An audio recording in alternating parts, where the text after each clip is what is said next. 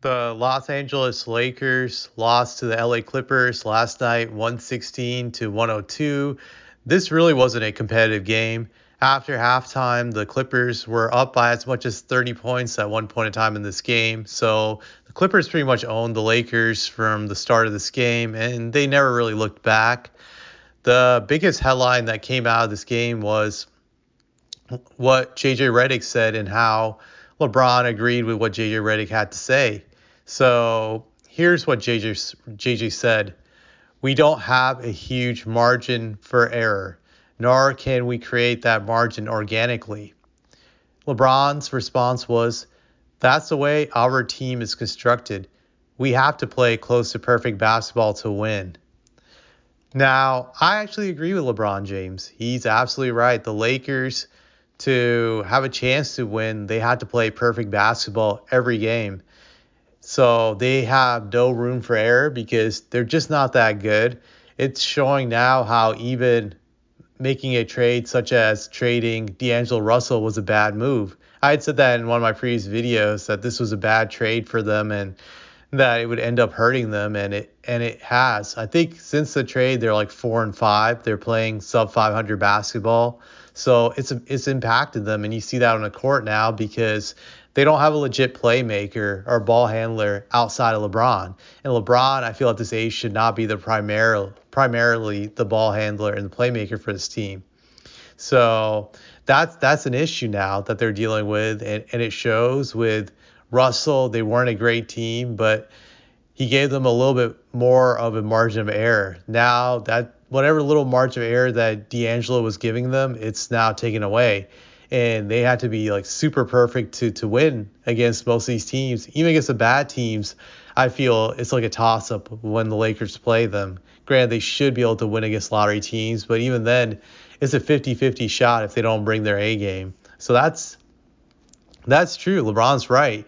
And it shows right now that the Lakers are just not contenders. They're not. I've said this for a while now. I said it during the summertime.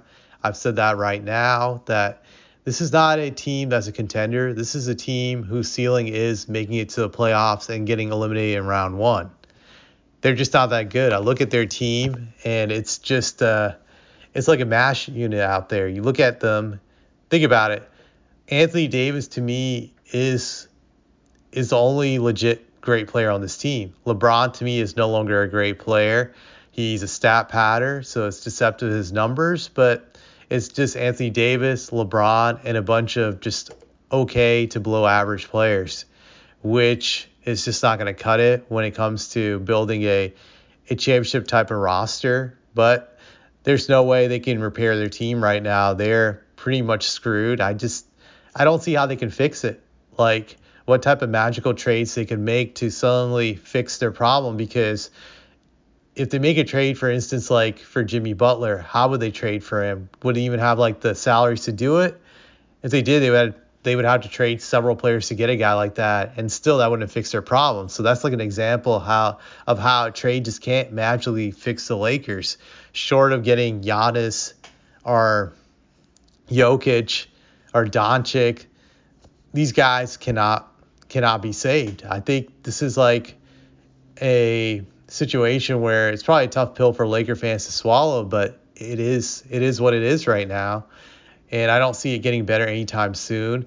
Now it'll be interesting to see how LeBron deals with this, because I think he knows now that there's just no way to really save this team, and he's stuck in this situation, and it could get ugly really fast in La La Land down there.